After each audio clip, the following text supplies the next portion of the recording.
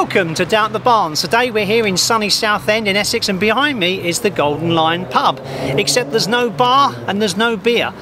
But there are lots of other things going on inside, so let's check it out. This fascinating ex-public house, which was once the favourite haunt of Southend United supporters, now belongs to Richard King, owner of Carmen Connections, which is a fantastic collection of rare spares and parts for the Porsche 356, 911, 912 and the 914 series of sports cars. It also contains bicycles, mopeds, jigsaw puzzles, t-shirts and general Porsche memorabilia.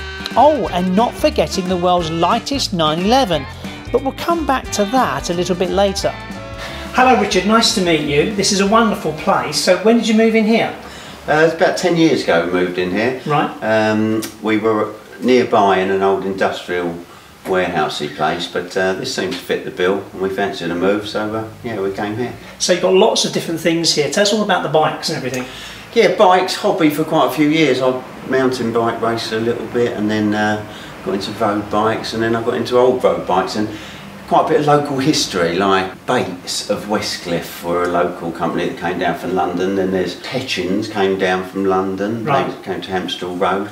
Quite a lot of history, yeah. Yeah, it's interesting. You've got lots of things here that people can purchase, and it's quite exclusive. Tell us about that. Just Porsche now. Started off with Volkswagen, went on to doing Porsche and Volkswagen, and then just decided that focusing was better for the business, and we enjoy the Porsche cars more. It's more, you know, they're rare, more interesting. The history's fascinating, and of course they're interconnected with Volkswagen still, but from a business point of view we just prefer the Porsche. Okay, now behind you you've got a rather interesting set of steering wheels. We do specialise in steering wheels, both restoring them and manufacturing them, only in very limited numbers because they're very labour intensive.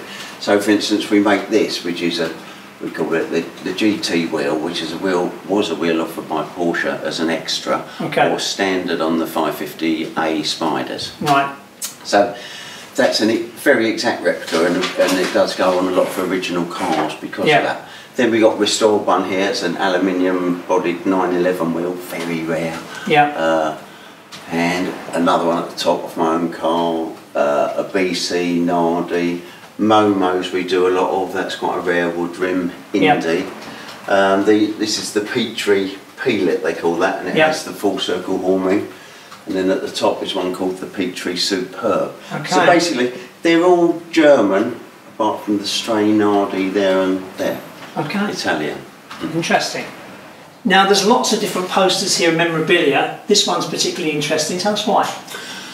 Well, I do like a 65 911. This is a great poster because it's very simplistic. It's all in the 4 numbers. Yeah. So it's dated 65, so it's the 6-cylinder engine there, 5-speed synchromesh box, 130 horsepower, top speed's 210 kilometres, 130 miles an hour, and it's a 911. It's just really interesting. Yeah, nice, let's put it out. So this particular post would be worth a particular amount of money. What would be worth, do you think? I'm not even sure now. Something like £1,000. Really?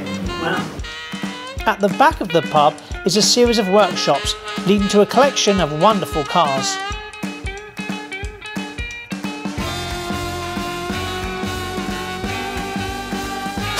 Wow. This is interesting, this is great. It's my favourite place. Yeah, I'm surprised it's your favourite place. What's this about? Tell me. Well, it's a very insulated building, so it's quite ambient. Have a great place to store some great cars. Yes, it is. Mainly my own, and then got one of my wife's there, the black 911SC, and customer's 356A there, and a customer's 356B at the back, and a customer's 911. But so yeah, not so many of mine, but these are the ones along the left, and the 2.7 Carrera. Right. Okay. Now, why do you need so many? Yeah, I don't know. I was going to say, why do you need so few? That's a good answer. Good answer. So down the Barns, we've been featuring the Chazelle, okay, and the electric ones, but this is the original. Tell us a bit about this one. It's a 1958 right-hand drive T2 model, so they incorporated some mechanical upgrades like the ZF steering box, little bit better gearbox linkage and gearbox mount. And for me, the A is the second purest 356, the first being the 1950 model that incorporated the body bumpers that were integral with the front and rear. But this is particularly nice. It's, as I say, right-hand drive. It was delivered to Nigeria, actually, in South Africa, and has the most number of accessories I've ever seen on a factory build sheet. They call it the Cardex. It's got about 12 or 13. Right, okay. I could show you some. Yeah, tell us, what are they? Well, looking down here, the Rudge wheels with the knockoffs, very rare accessory. They should be chrome. These have been painted silver at a later date, but they are very rare. The only set I've ever owned. Right. Wind wings here, so you can open the window and deflect the hot air in South Africa. Brilliant. I like this because it came over to England in '67 and they put a copy of the highway code signals. Oh, brilliant. On the I like front. that. Yeah, very nice. Coming up to the front here, we've got the body spotlights. Yep. Very rare accessory. And when you fit these, you have to have the bumper guards moved outwards about 60 millimetres each way so they don't interfere in the light beam. Okay. In the front here, we've got a day-night mirror. Right. A bench seat in the front, so one single bench, but the backs flip independently. Brilliant. A rare steering wheel that I put on, which is of a RSK centre seat Porsche race car, which I've had for many years, and it normally finds its way onto one of my cars every now and then. And it's not restored. It's been got at a bit and painted and had a few things done, but it's never been restored. Right, okay. Now, Richard, this is the car a lot of people are talking about, the lightest 911 in the world, is that right? Yes, it's coming in about 620 kilos wet at the moment, maybe 625. Soon to go on a diet to get it down to 599. Wow. But it's virtually 200 kilos lighter than the 911R, which it's roughly based on. Okay. Which Porsche did build 23 of. So the question is it safe? Pass. Well, it scares me a bit when I drive it, I must admit. It's so light that it's very choppy and very skitty. Okay. But that can be addressed. We're going to have I'm going to make some little splitters for the front. The back's pretty firm, and just get a little bit. Well, most of the weight I'll get off from now on will be from the rear. Okay. To help with the distribution front to rear. Right. So what's 0 to 60 in this then? I don't know. Oh, but okay. I haven't timed it, but it's quick. It's going to be probably under, I don't know, around 4 seconds or something. So right. Quite quick. Okay. Now the dash here. Tell us about how you recreated that to get down the weight. The dash, yeah, it started off as just de-seaming it, so it has a seam that goes right the way along and along the front, where the dash top sits over a spot welded seam. My metal guy, Lionel, removed that, and then I strengthened the dash up a bit because it was a bit floppy where the air demister vents go. So I strengthened them up by welding pieces in. Then it had the speaker hole, but it had 2 open holes which were a bit floppy as well, so I put a lip on those, and then I started drilling a few extra holes, but I dimple dyed a lot of them to give them more strength. So I think the dash is probably stronger than the original. Okay. But kind of very effective. It looks great, doesn't it? It looks like it's been on a shotgun attack or something, you know. Yeah, and the one wiper on the front. Wiper. Yeah. Very simple. On a 924 or 944 rear window hatch wiper motor, and literally the motor's just held in place with 1 screw. It's minimalist. Yeah, it works great. Parks, works. Yeah.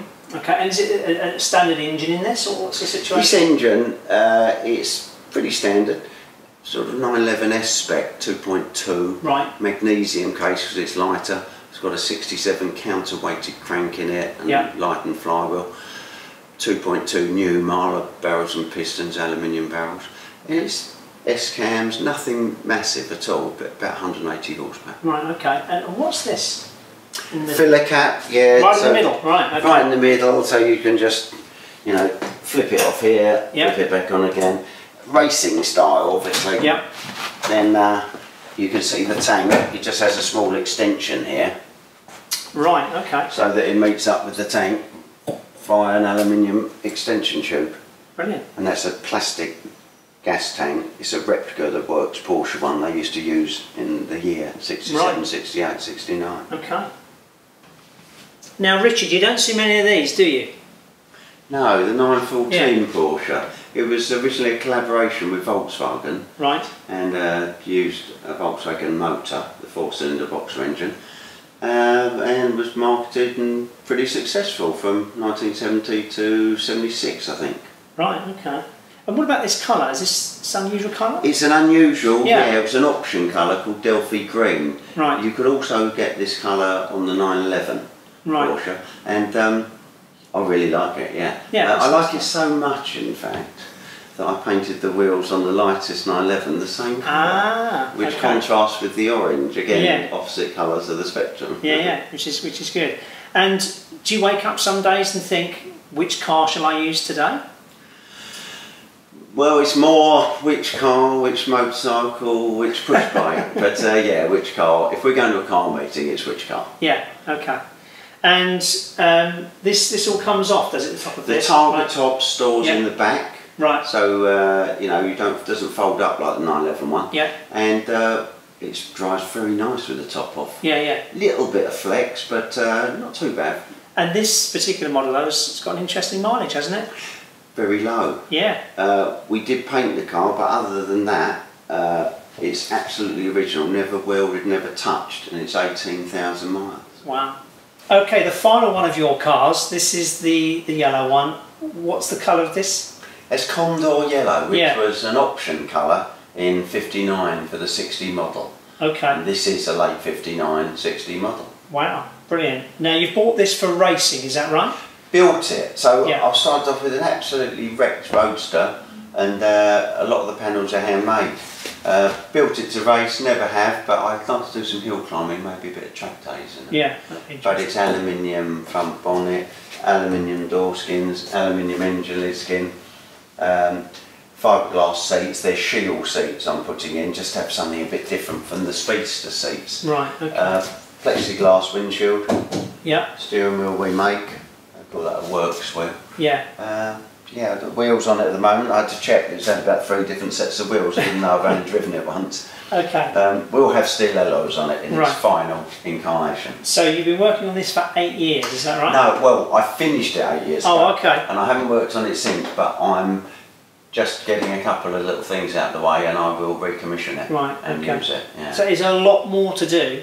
No, very little. It all runs and drives. Yeah. I've got to finish the seats, bolt them in, put the wipers back on, and basically, and get it registered. And where would you race this? I'd probably do some track days at like smaller tracks with just the Porsche club or historic club or something. Right. Okay. I don't want to go out with a lot of boy racers.